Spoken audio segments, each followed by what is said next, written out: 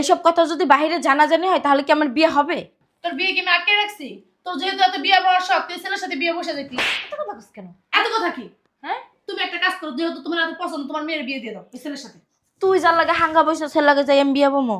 কে বাংলাদেশে কি ছেলে গো অভাব পাইছে? এই দেখে যা যা, এই বসে বিয়ে লাগে পাগল হয়ে গেছে। একটা বিয়ে দিতে পারি না, একটা বিয়ে করার লাগে পাগল। যা না যা, বয়স হয় না এখন, তার সাথে বিয়ে লাগে পাগল হয়ে গেছে। যা।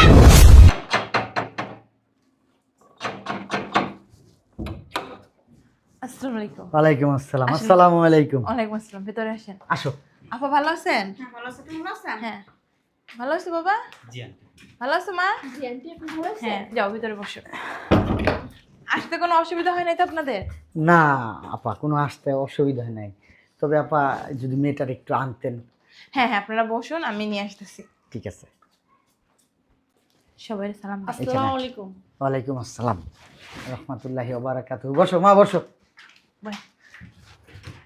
তোমার নাম কি মা? আমার নাম রুনা। রুনা, খুব সুন্দর নাম। আমার মেয়ে বইলা বলতাছি না, অনেক ভদ্র। আমি যাই না শুনে তো আপনার মেয়ে দেখতে আসছি, আমি খবর নিছি সব জায়গায়। শুধু একটা জিনিসই কমতি আছে, ওর আব্বা মারা গেছে। তুমি চিন্তা করো না মা, তুমি আমার সংসারে গেলে আমি তোমার বাবা হয়ে থাকবো। আচ্ছা ঠিক আছে, লিপটা দেখি আগে। ঠিক আছে। হ্যাঁ, ভাবির চেহারাটা দেখতে চাই। ওরা তো খুব দেখতে চাইতেছে, একটু দেখেন আপনার হ্যাঁ, মেয়ের অবশ্যই। মুখটা। ভাবি নিশ্চয়ই অনেক সুন্দর হবে। কি হইলো আম্মা? দাঁড়াইলেন কেন? বসেন। দুলাভাই হয়েছে? বসেন। কি হয়েছে? এই মেয়ে। হ্যাঁ, ভাইয়া, মেয়ে তো খুব ভালো, খুব ভদ্র। আব্বা, এই মেয়ে আমি বিয়ে করতে পারবো না। কেন? এইটা সেই মেয়েটা না? এই মেয়ের কি সমস্যা? আর ওনরা কি বলতেছে এই মেয়ে সেই মেয়ে না? কি হয়েছে? বুঝলাম না কি রুনা? সমস্যা? কি হয়েছে? কোনো সমস্যা বিয়ে? আচ্ছা আমি দেখতেছি কি হয়েছে বলো তো। এই মেয়ে সেই মেয়ে মানে তুমি কি একে চিনো? হ্যাঁ চিনি। কিভাবে চিনেন আপনি? তোমার ছেলেকে জিজ্ঞেস করো। আব্বা, কেন বিয়ে করবো না তুমি শুনতে চাও? হ্যাঁ শুনতে চাই। তাহলে শোনো। আর কত দূর তোমাদের বাড়ি? ওই তো সামনে। ও সামনে। আর কই যাও? এই তোমাদের বাসার গেটটা না অনেক সুন্দর। আরে এইটা না, ওই সামনে আমার বাসা। সামনে মানে ও তার মানে ওই যে সামনের বিল্ডিংটা, হ্যাঁ, হ্যাঁ? হ্যাঁ। ও বুঝতে পারছি, এটা তোমাদের বাড়ি না? আরে এই- বাবা, এদিকে আসো। এইটা আমি বলছি আমার বাড়ি এইটা। তাহলে তোমার বাসা কোথায়? ওই যে দেখা যাচ্ছে ওই সামনে। আরো সামনে? চলো। বাবা চলো। বাবা এদিকে একটা ছাগল যেমন আমি আরে আসো, আস্তে আস্তে আসো। আচ্ছা, আসো। কামড় টামড় দিব না তো? না, ছাগলে কি কামড়ায় নাকি? পাগল। আল্লাহ, মনে হয় পাহাড় থেকে আস্তে নামতেছি। আস্তে আস্তে। এই তো চলে আসছি, আর একটু। কই যাইতেছ আমি বুঝতেছি না তো। এই তো এই সামনে। সামনে তো দেখি জঙ্গল। আস্তে আস্তে আস্তে আস্তে আস্তে আস্তে। নিচ দিয়ে ঢোকো, কি? নিচের তো ঢোকো। নিচ দিয়ে ঢুকা লাগবো? আর কই? চলে আসছি। ও ওই সামনের বিল্ডিংটা? আসো। ও বুঝতে পারছি, এটা তোমাদের বাড়ি। এই তোমাদের বাড়ির গেট কোথায়? আহা, এইটা না তো আমাদের বাড়ি। তাহলে ও ওই বিল্ডিং না? এই এই বিল্ডিং এর গেট কই? এই যে গেট, এই যে আমাদের বাড়ি। কি কি কইতাছো তুমি? এই যে গেট, এই যে বাড়ি মানে? হ্যাঁ, এটাই তো আমাদের বাড়ি। এই যে দেখো না কত সুন্দর গেট, এই যে। এটা কি বাড়ি? হ্যাঁ। এটা তো একটা বস্তিখানা। হাট। হ্যাঁ কি আবার? এটা তো বস্তিখানা। এই তুমি কি পাগল ঠাগল হয়ে গেছো? আরে আসো না। এই ছাড়ো। বুঝলাম না তুমি এমন করতেছো কেন? কেমন করতেছি মানে? তুমি একটা বস্তির ভিতরে আইন আমার বলতেছো ভিতরে যাইতে, বুঝলাম না আমি কিছু। এইটাই তো আমার বাড়ি, বসতে হবে কেন? এই শোনো, তুমি মজা করো না, তোমার বাড়িতে নিয়ে চলো তো। আরে বাবা, তোমার সাথে মজা করবো কেন? তুমি কি আমার বেআইন লাগো? এইটাই তো আমার বাড়ি। তুমি সত্যি বলতেছো এইটাই তোমার বাড়ি? হ্যাঁ, আমি তো এইখানেই থাকি। শয়তানের বাচ্চা, এটা তোর বাড়ি? হ্যাঁ। তুই তো যে গেট আপ সেট আপ নিয়ে চলতি, তোর মনে হয় না তো এটা তোর বাড়ি? আমি তো ভাবছি তুই কোটি কোটি টাকার মালিক। তোর বাবা একজন বিজনেসম্যান। হ্যাঁ ওই আসলে হয়েছে কি, কি রে বাবা? আম্মা সালাম করো। এটা কে? তোমাদের বৌমা।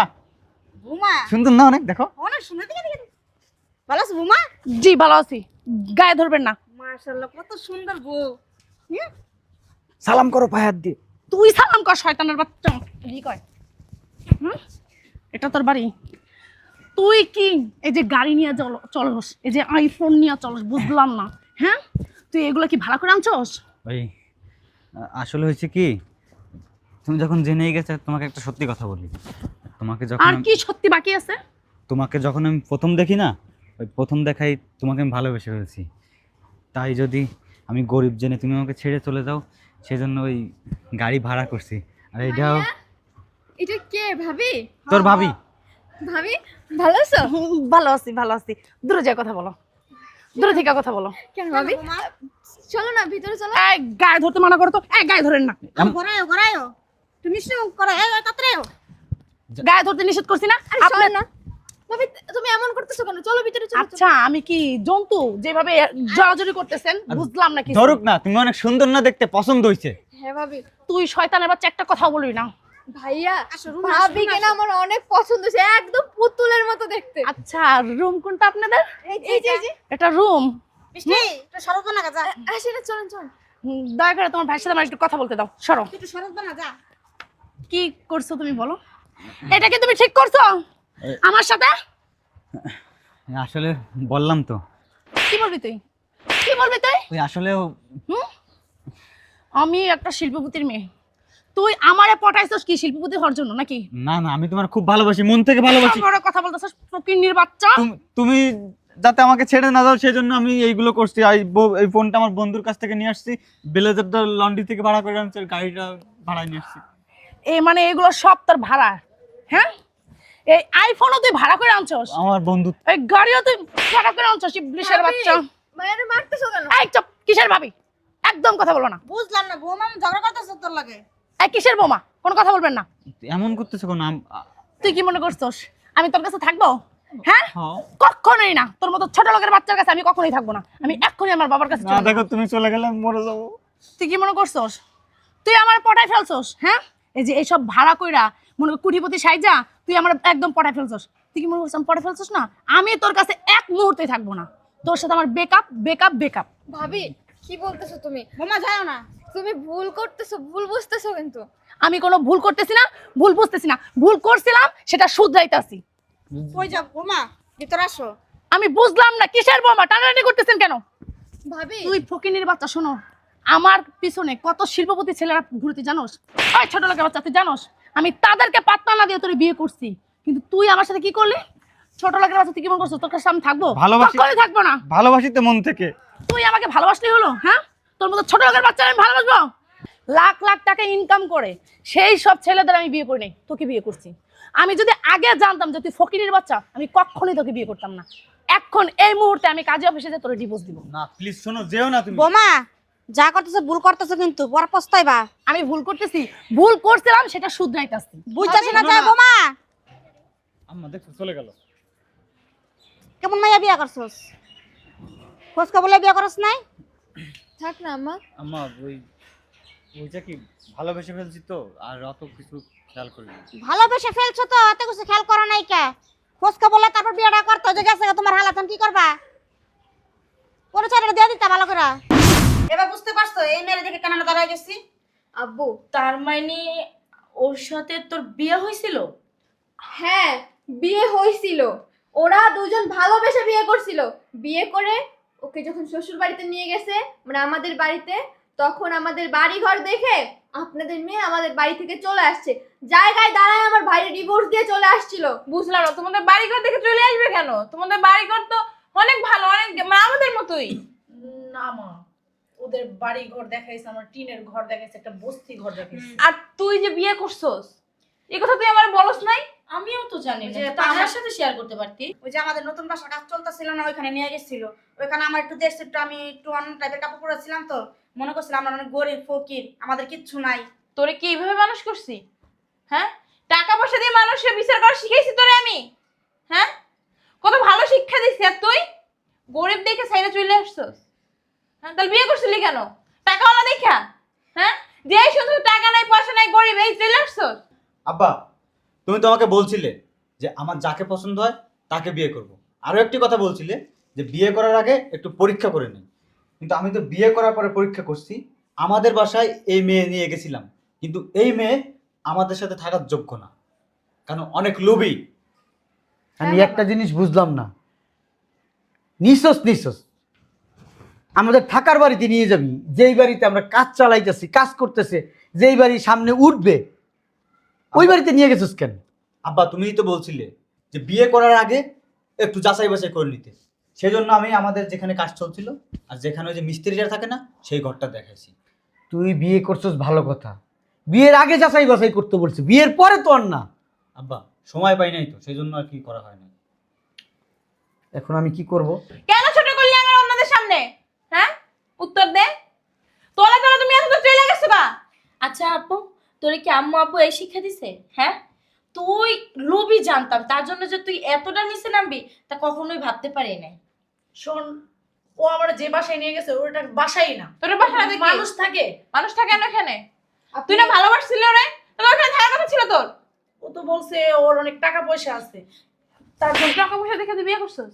টাকা পয়সা দেখে তুই বিয়ে করছিস? হ্যাঁ, তুই তাদের সামনে আমার কেন ছোট করলি? চলো, বিয়ে হয়ে গেলেও ডিভোর্সও হয়ে গেছে। ভাই সাহেব দেখেন না, যে মেয়ে একবার বিয়ে হয়েছে পরের বার আবার বিয়ের পিড়িতে বসতেছে, এ মেয়ে কিভাবে নিবা সংসারে তুমি?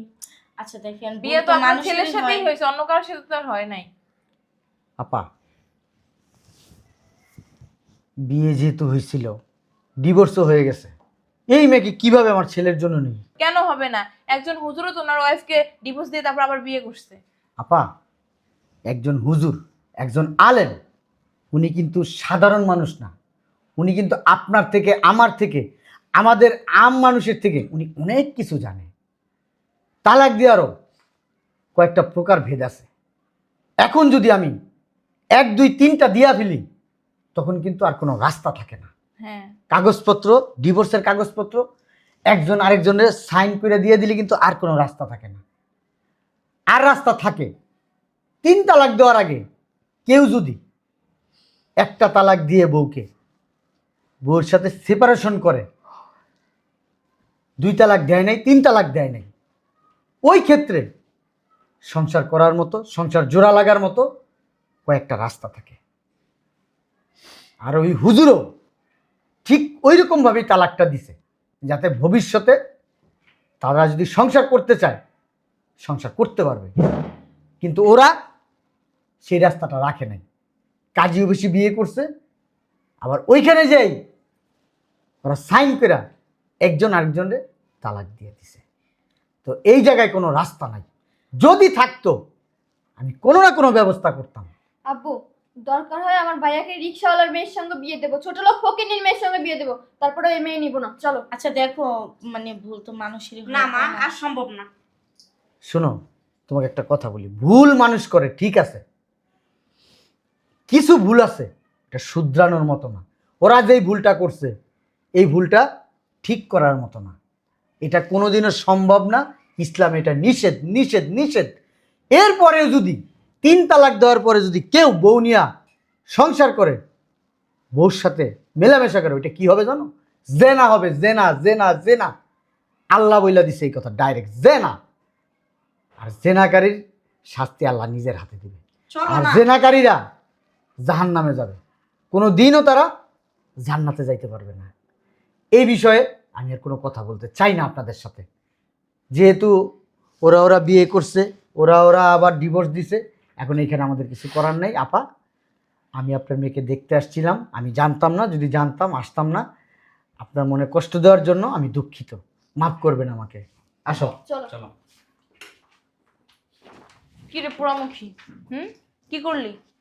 মান সমান ডুবাইলি কেন? হ্যাঁ, তোর কাছ থেকে কি এগুলো আশা করছিলাম?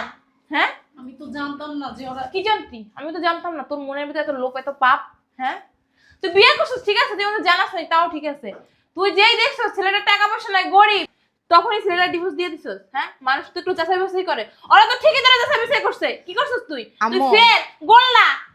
আম্মু, এইসব কথা যদি বাইরে জানাজানি হয় তাহলে কি আমার বিয়ে হবে? তোর বিয়ে কি আমি আটকে রাখছি? তোর যেহেতু এত বিয়ে বয়স, তুই ছেলের সাথে বিয়ে বসে যেতি। এত কথা বলিস কেন? এত কথা কি? হ্যাঁ, তুমি একটা কাজ করো, যেহেতু তোমার এত পছন্দ, তোমার মেয়ের বিয়ে দিয়ে দাও এই ছেলের সাথে। তুই যার লাগে হাঙ্গা বসে ছেলে লাগে যাই আমি বিয়ে বমো? কে বাংলাদেশে কি ছেড়ে গো অভাব এই যে, যা যা, এই